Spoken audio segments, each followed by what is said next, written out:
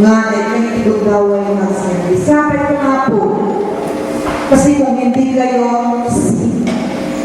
kung hindi ngayon, kailan natin sisimulan ang pagbabago, kailan natin tulungan ang barangay natin kung hindi ngayon. At kayo po ay magbigyan ng pagkakataon. Sana po pamilin po natin. And to end my friends, I would like to share with you yung sinasabi ni Secretary Roberto. The dead secretary of the IRT na namatay po siya sa fake trust. Sabi po niya, hindi sapat na ikaw ay mahusay. Hindi sapat na ikaw ay matino.